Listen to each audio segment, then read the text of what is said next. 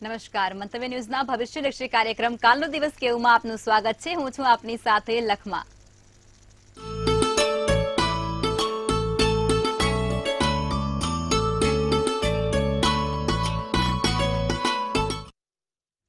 આવતીકાલની માહિતી આપવા માટે આપણી સાથે જોડાઈ ગયા છે કિશન મહારાજ. સૌ દર્શક મિત્રોને મારા પ્રણામ, નમન, વંદન, સ્નેહથી સ્પંદન, દિલથી અભિનંદન. સૌ દર્શક મિત્રોને જય શ્રી કૃષ્ણ, જય મહાદેવ. પંચાંગની વાત કરીશું. કાલનો દિવસ કેવોમાં જાણીશું આજે કેવો રહેશે. પંચાંગ, દિન વિશેષ, દિવસ રાતના ચોઘડિયા, તમારા સળગતા પ્રશ્નોનો સળગતો જવાબ અને ખૂબ સુંદર મજાની રીતે તમારા જે તે પ્રશ્નોની માહિતી આપવાની છે. ટેરોટ કાર્ડથી આપણે ભવિષ્ય જાણવાનું છે. કાલે જેનો પણ જન્મદિવસ છે તેનું આવનારું વર્ષ અને આવનારું ભવિષ્ય કેવું રહેશે તેના વિશે આપણે માહિતી આપીશું. શું કરવું શું ના કરવું આપણે અગત્યની આજે વાત કરવાની છે. કયા બે ઝઘડા છે જે બે ઝઘડામાં જીવનમાં ક્યારે આપણે નહીં બોલવાનું, તો આજે માહિતી વિશે જાણીશું. જી બેન. જી મહારાજ, કાર્યક્રમની શરૂઆત કરી અને તમે પંચાંગ વિશે દર્શકોને માહિતી આપો. તો સર્વપ્રથમ પંચાંગમાં કાલે તારીખ 31/12/2023 નો રવિવાર, તિથિ વિક્રમ સંવત 2080. કાલે માગસર વદ ચોથ છે. કાલે ચોથનો દિવસ છે ભાઈ. તો ચંદ્ર સિંહ રાશિમાં છે. સિંહ રાશિનો ચંદ્ર છે અને મ અને ટ તેના મૂળાક્ષર છે. એટલે કે કાલે જે પણ બાળકોના જન્મ થાય એ લોકોનું નામ આપણે ચંદ્ર રાશિ પ્રમાણે મ અને ટ પરથી રાખવામાં આવશે. તો નક્ષત્ર મઘા, પાછું આ મઘા નક્ષત્ર છે. જો સવારના 8:37 ના 2 જાન્યુઆરી 1 તારીખ સુધી મઘા નક્ષત્ર છે. જે રાશિમાં ચંદ્ર હોય એટલે કે સિંહ રાશિનો ચંદ્ર હોય, મઘા નક્ષત્રનો જન્મ હોય ને, એ બાળકને નાનપણમાં એકાદ ઘાત હોય તો તેનું વિધિ વિધાન કરવું જરૂરી છે. 12 વર્ષ સુધી એકાદ ઘાત આપે તો આ ધ્યાન રાખવાનું. પ્રીતિ નામનો યોગ છે. તમે જોજો જે લોકોનો સિંહ રાશિનો ચંદ્ર મઘા નક્ષત્ર હશે ને એને નાનપણમાં એકાદ વખત બીમાર કે કોઈ વસ્તુ કે કોઈ ઘાત આવી હશે. પાકા પાય જોઈ લેજો. તો કરણ બાલવ છે. વિછોડો કે પંચક કાલે જોવા જાવ તો નથી. સૂર્ય ધન રાશિનો અને ચંદ્ર સિંહ રાશિનો છે. સવારના 7:20 નો સૂર્યોદય, તો સૂર્યાસ્ત સાંજે 6:04 નો છે. ચંદ્રોદય 9:59 નો અને ચંદ્રાસ્ત 10:31 નો છે. અભિજીત મુહૂર્ત 12:20 થી 1:03 નું અભિજીત મુહૂર્ત છે. તો રાહુકાળ બપોરે 4:44 થી 6:04 નો છે. રાહુકાળમાં કોઈ પણ પ્રકારના સારા કામ ના થાય, નવા કાર્યની શરૂઆત ના થાય, લાંબી મુસાફરી ના થાય, સાથે સાથે કોઈ પણ નવું કામ છે જેમ કે કોઈ જગ્યાએ જવું છે, કોઈ સારા કામોની શરૂઆત કરવી છે, તો એવા કામ રાહુકાળમાં નહીં થાય. તેની ખાસ નોંધ લેવી. એકંદરે દિવસ મધ્યમ રહેશે. કોઈ પણ આપણે જુઓ કોઈ પણ સારા કામ નથી કરી શકવાના, માટે દિવસ એકંદરે મધ્યમ રહેશે. ધનારક ચાલે છે ને એમાં રવિવાર છે. વધ ચાલે છે, અંધાર્યું ચાલે છે, એટલે કોઈ પણ પ્રકારના સારા કામ નહીં થાય. ધાર્મિક કાર્ય કરવા છે તેના માટે ક્યારે પણ કોઈ મુહૂર્ત કે ચોઘડિયા જોવા નહીં પડતા. દિવસો બધા ધાર્મિક કાર્ય કરવા માટે સારા હોય છે. તો ધાર્મિક કાર્ય કરો, લાભ જોવાશે. જી બેન. જી મહારાજ, હવે દર્શક મિત્રોને આવતીકાલના દિન વિશેષ વિશે માહિતી આપો. કાલે ચંદ્ર સિંહ રાશિમાં છે અને કહેવાય છે કે રવિવારનો દિવસ છે. તો સૂર્યનારાયણને કાલે જળ અર્પિત કરો. ભગવાન સૂર્યનારાયણને જળ અર્પિત કરો ને એમાં જળમાં થોડું ગુલાબ જળ નાખો, બહુ સારું રહેશે. શીતળતાનો અનુભવ કરાવશે. જીવનમાં નાની મોટી જગ્યાએ શાંતિ મળશે. અને આદિત્ય હૃદય સ્તોત્રમનો પાઠ, ભગવાનને સૂર્યનારાયણને જળ ચડાવીને આદિત્ય હૃદય સ્તોત્રમનો પાઠ કરવાથી દિવસ સારો અને સુંદરમય જોવાશે. જી બેન. જી મહારાજ, હવે દર્શક મિત્રોને આવતીકાલના દિવસ અને રાત્રિના શુભ ચોઘડિયા વિશે જાણકારી આપો. શુભ ચોઘડિયામાં પ્રથમ લાભ ચોઘડિયું 10 થી 11:21 કલાકનું. બીજું આવશે અમૃત ચોઘડિયું 11:21 થી 12:42 કલાકનું. ત્રીજું આવશે 2:02 થી 3:23 કલાક. સારા અને શુભ ચોઘડિયાની વાત. કોઈ પણ પ્રકારના નાના મોટા નવા કામ કરવા છે, સારા કાર્યોની શરૂઆત કરી છે તો આ ચોઘડિયામાં કરો, ફળ ખૂબ સારું મળે. રાત્રિનું ચોઘડિયું શુભ 6:05 થી 7:44 અને અમૃત ચોઘડિયું 7:44 થી 9:23 નું રહે. હવે રાત્રિના ચોઘડિયામાં પણ તમારે કોઈ પણ નાના મોટા કામ કરવા છે, નવા કાર્યોની શરૂઆત કરવી છે તો થઈ શકે છે. સારા ચોઘડિયામાં કરેલા કામ હંમેશા શુભદાયી ફળ આપે છે અને સારા કરેલા કર્મો પણ સારા ચોઘડિયામાં કરો, સારું લાભ રહે. જી બેન. જી મહારાજ, હવે ઘણા લોકોને એવા પ્રશ્નો હોય છે કે અત્યારના યુવાનો છે ને તેઓને વિદેશ જવાની ખેલછા હોય છે કે પછી દેખાદેખી પણ કહી શકાય છે, પરંતુ તેઓ વારંવાર ફાઇલ મૂકે છે અને કોઈને કોઈ કારણોસર તેઓને રિજેક્શનનો સામનો કરવો પડી રહ્યો હોય છે. તો આવા જે બનાવો બની રહ્યા છે એના પાછળ કયા ગ્રહો જવાબદાર હોય છે જેના કારણે આ યુવાનો છે તેઓ વિદેશ જવાનો જેનો યોગ હોય છે તે પ્રબળ નથી બની રહ્યો? એનું નિરાકરણ બતાવો. બહુ સરસ પ્રશ્ન છે. અત્યારે 10 માંથી 5 યુવાનો ફોન આવે ને એમાં 5 માંથી 3 ની શું સમસ્યા હોય? મહારાજ અમારે વિદેશ જવાશે કે નહીં? મહારાજ અમે વિદેશ જઈ શકીશું કે નહીં? મારે 10 માંથી 5 યુવા લોકોના ફોન હોય કાં તો એમના પેરેન્ટ્સના ફોન હોય, એમાંથી 3 લોકોનો તો આ જ પ્રશ્ન હોય. ખરેખર આપણે બહાર વિદેશ જઈને પૈસા આપણે જોઈએ એટલા કમાઈ શકીએ છીએ? કદાચ અત્યારે તમે જોશો કે ભાઈ કેનેડામાં શું માહોલ બનેલો છે. મારા ત્યાંથી ઘણા લોકોના ફોન આવે છે, મારા જ નોકરી નથી, કંઈક ઉપાય આપો તો નોકરી મળે. મહિના 2 મહિનાથી ત્યાં લોકોને નોકરી નથી, જે લોકો એન્જિનિયરિંગ આઈટી નું ભણીને ગયા છે.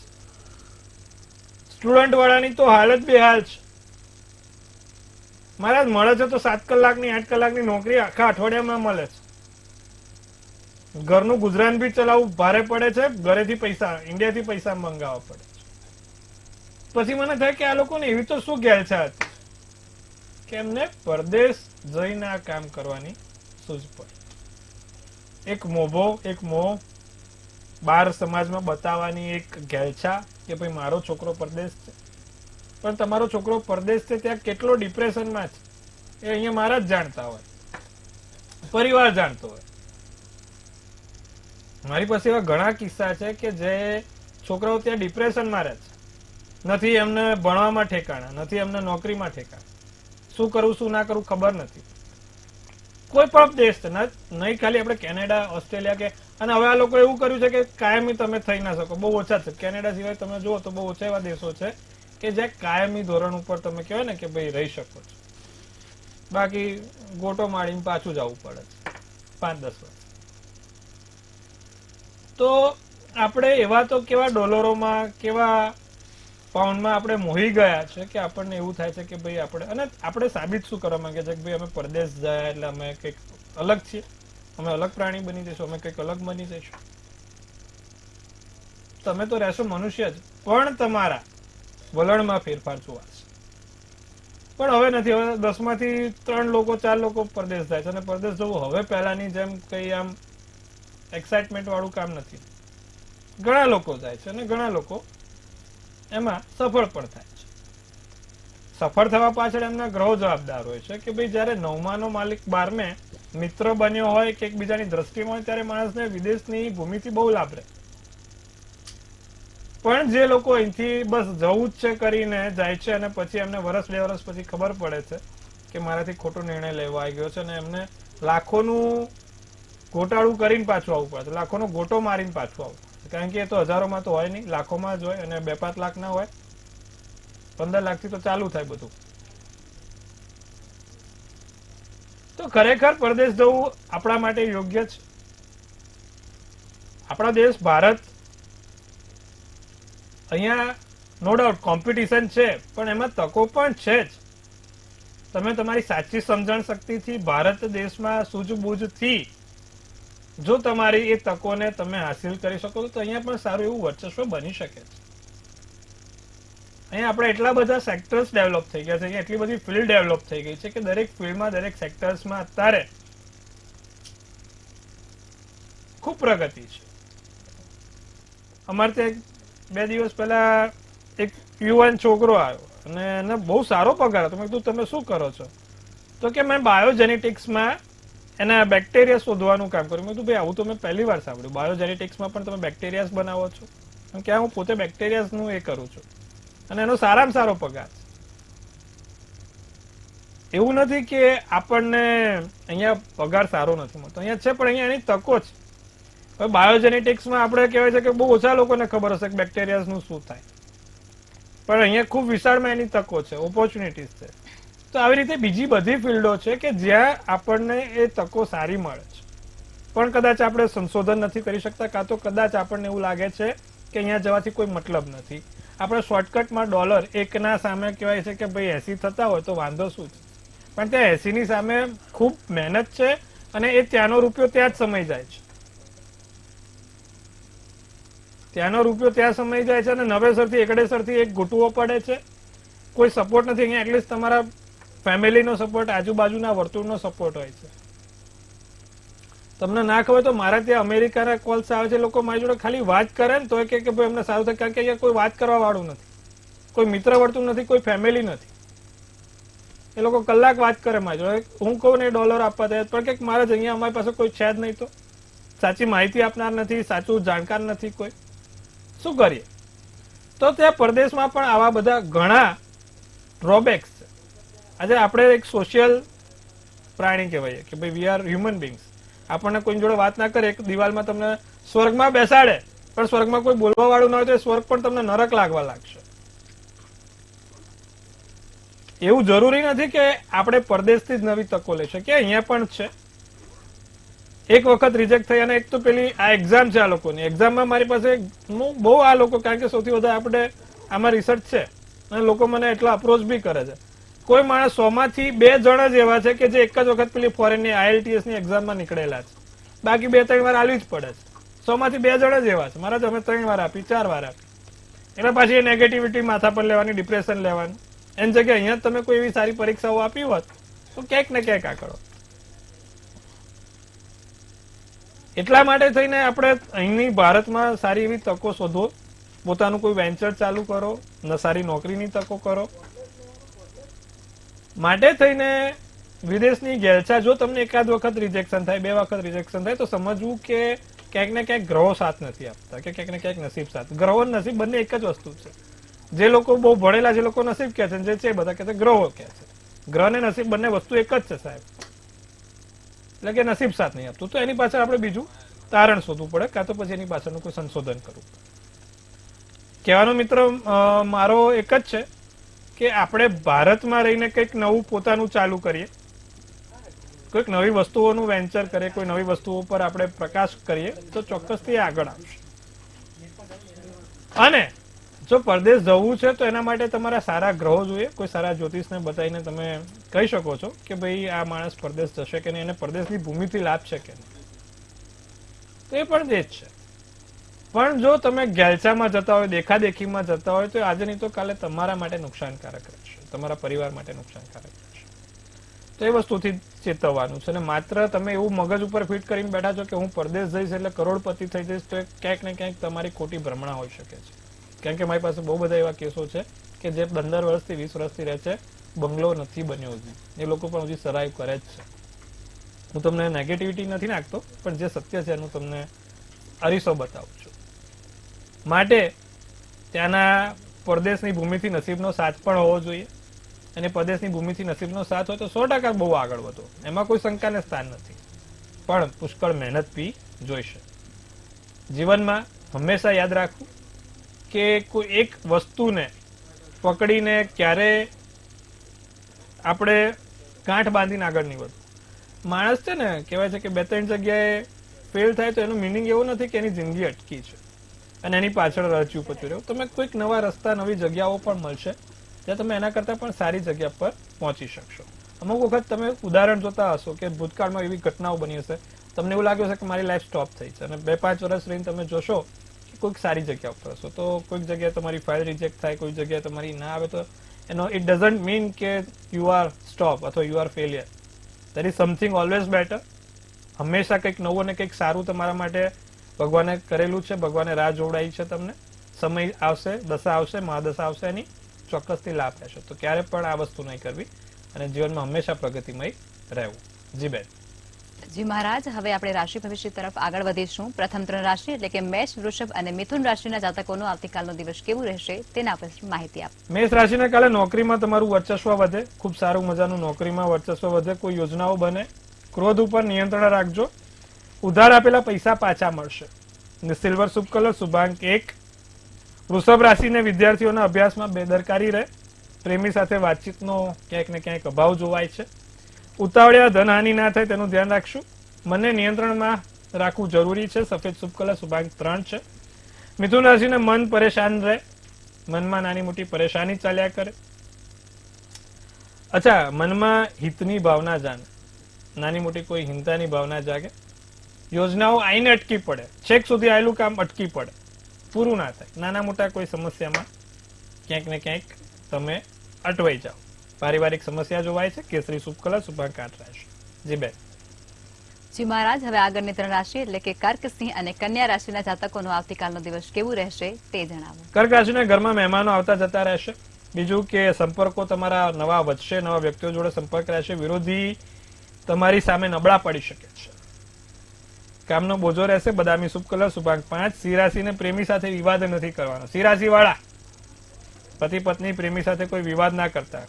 કાલે સિંહ રાશિ વાળાને ખાસ ધ્યાન રાખવાનું છે. પતિ પત્ની જોડે પ્રેમીઓ જોડે વાદ વિવાદ ના થાય. હો, બોલવાનું ના થાય, નહીં તો પછી ફૂલ બને અંગારે, એના જેવું થશે. લોકોની ટીકા ના થાય. અચ્છા, શ્વાસનું થોડું ધ્યાન રાખીશું. વેપારમાં કોઈ નાના મોટા રોકાણ થાય. લાલ શુભ કલર શુભાંક 9 રહેશે. તો કન્યા રાશિની વાત કરીએ. ઘરેલું બાબતમાં ખૂબ વ્યસ્ત રહો.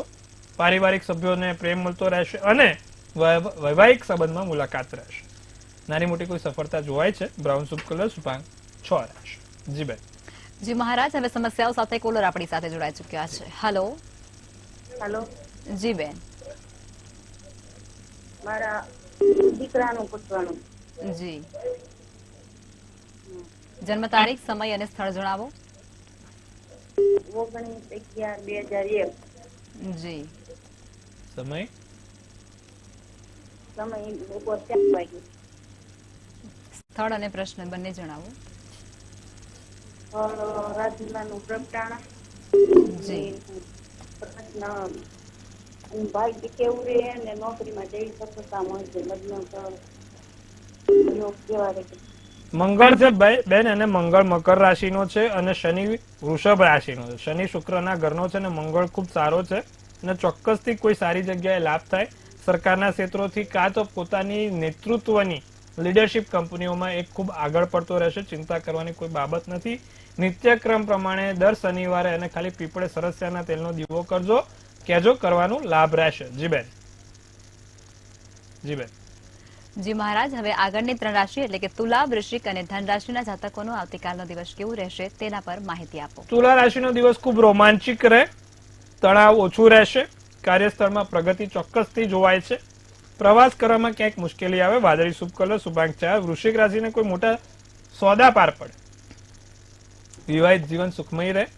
વ્યસ્ત રહો અને પૈસાનો ખર્ચ રહેશે. તો ગુલાબી શુભ કલર શુભાંક 2. ધનરાશિના કાર્યમાં સફળતા મળે. વિદ્યાર્થીઓને મહેનત કરવી પડશે. પૈતૃક સંપત્તિને લઈને કોઈ વિવાદ ના થાય તેનું ખાસ ધ્યાન રાખીશું. પૈતૃક સંપત્તિને લઈને કોઈ વાદ વિવાદ ના થાય. નોકરીના કામમાં ક્યાંક ને ક્યાંક બોજો આવે. જાંબલી શુભ કલર શુભાંક 9 રહેશે. જી બેન. જી મહારાજ, હવે અંતિમ 3 રાશિ એટલે કે મકર, કુંભ અને મીન રાશિના જાતકોનો આવતીકાલનો દિવસ કેવું રહેશે તે જણાવો. મકર રાશિને કાલે વેપાર નોકરી ધંધામાં દિવસ સામાન્ય રહેશે. કોઈ એવો મોટો કહેવાય છે લાભ નથી, પણ લોકો તમારો લાભ લેવાનો પ્રયત્ન કરે. એટલે લોકો તમારી જોડેથી ભોળપણનો ફાયદો ઉઠાવવાનો પ્રયત્ન કરે. કોઈક નાની મોટી સમસ્યાનો સામનો કદાચ કરવો પડે એમ છે. ખોટા લોકોની સંગત ટાળજો. ખાસ કરીને મકર રાશિ વાળા કાલે ખોટા લોકોની સંગત ટાળજો. કથ્થઈ શુભ કલર શુભાંક 7. કુંભ રાશિને લગ્ન અંગે કોઈ ચર્ચા થઈ શકે એમ છે. બીજું, મિત્રો સાથે ક્યાંક ફરવા જવાય. કામ સમયસર પૂર્ણ થતું જોવાય છે. નવો વ્યવસાય ખૂબ સારી રીતે થાય. ભૂખરો શુભ કલર શુભાંક 3. મીન રાશિને આવકના નવા સ્ત્રોત ઉભા થતા જોવાય. જીવનમાં કોઈ નવી જગ્યાએ આવકના નવા સ્ત્રોત ઉભા થાય. ગંભીરતા અને ધ્યેયનો નિર્ણય સારો. પૂછવા વગર સલાહ નહીં આપવાની. કોઈ પણ પૂછ્યા વગર સલાહ ના આપશો. કાયદાકીય બાબતનું પરિણામ સારા આવશે. પીળો શુભ કલર શુભાંક 1 રહેશે. જી બેન. જી મહારાજ, હવે આવતીકાલે જે લોકોનો જન્મદિવસ છે તેમનું આવનારું વર્ષ અને આવતીકાલનો દિવસ કેવું રહેશે તે રોજગારની મદદથી જણાવો. કાલે જેનો પણ જન્મદિવસ છે, મંતવ્ય ન્યૂઝ ટીમ તરફથી સૌને હાર્દિક અભિનંદન છે. તનથી તંદુરસ્ત રહો, મનથી મલકાતા રહો અને ધનથી છલકાતા રહો. હાસ્યનું તોરણ ઝૂલતું રહે, ભાગ્યનું પાનું ખુલતું રહે. સુંદર મજાનું એક આપણે લક્ષ્માબેન ટેરોટ કાર્ડ ઉપાડશે અને આવનારું વર્ષ કાલે ક્યાંનું અને કેવું રહેશે તે જાણવાનો પ્રયત્ન કરીશું આપણે. તો ભાઈ લક્ષ્માબેન ઉપાડ્યું છે એક સુંદર મજાનું ટેરોટ કાર્ડ. 4th of પેન્ટિકલ્સ. શું સૂચવે છે 4th ઓફ પેન્ટિકલ્સનું કાર્ડ? કાલે જેનો પણ જન્મદિવસ છે, આ નવી ક્રિએટિવિટી, નવી આશા, નવી ક્રિએટિવિટી, નવા ધંધામાં કોઈ રોપાણનું કાર્ડ છે. બહુ સુંદર મજાનું કાર્ડ છે 4th ઓફ પેન્ટિકલ્સનું કાર્ડ. શું સૂચવે છે ફરી એકવાર? કોઈ નવી ક્રિએટિવિટી એટલે કોઈ નવી વસ્તુઓ સર્જી શકો. નવા રચનાત્મક કાર્યો થાય. નવા વેપાર ધંધામાં રોકાણ થાય. નવી જગ્યાએ રોકાણ થાય. આવા દરેક જગ્યાએ આવા નવા યોગ કાલે જેનો પણ જન્મદિવસ છે એના પ્રબળ છે. સુંદર મજાનું કાર્ડ છે 4th ઓફ પેન્ટિકલ્સ. અને આ વસ્તુ તમને ક્યાંક ને ક્યાંક જીવનમાં નાની મોટી લાભ પણ આપશે. આર્થિક રીતે વર્ષ કેવું રહેશે? આર્થિક રીતે પૈસાની કોઈ ચિંતા નથી કરવાની. માનસિક રીતે કેવું રહેશે?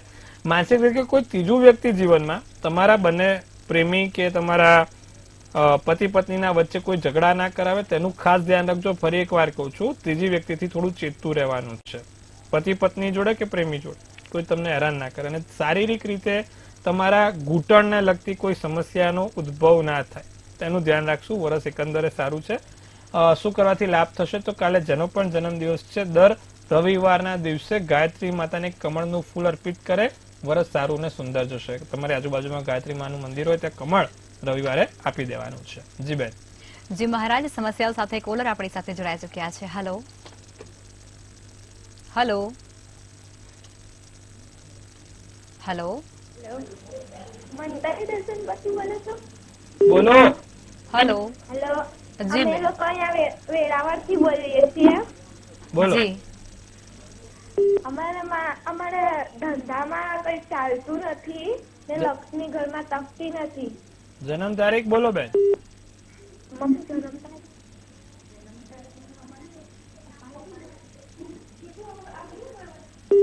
હેલો. જી અન્ય એક કોલર આપણી સાથે જોડાઈ ચુક્યા છે. Hello hello. જી હા, મારા છોકરા વિશે પૂછવું છે. જી જન્મ સ્થળ, તારીખ અને સમય જણાવશો? એની જન્મ તારીખ 10/9/83, વાર શનિ, સવારે 10 થી 12 નો ટાઈમ. જી પ્રશ્ન શું હવે છે? પ્રશ્ન કહેશો?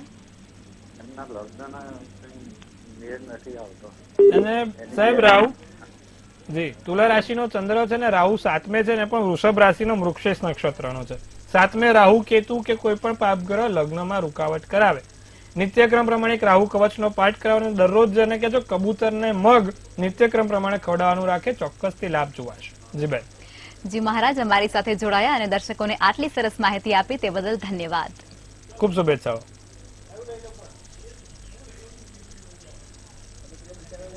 જો તમારે પણ કોઈ સમસ્યા હોય તો હવે નોંધી લો કિશન મહારાજનું સરનામું અને કોન્ટેક્ટ નંબર.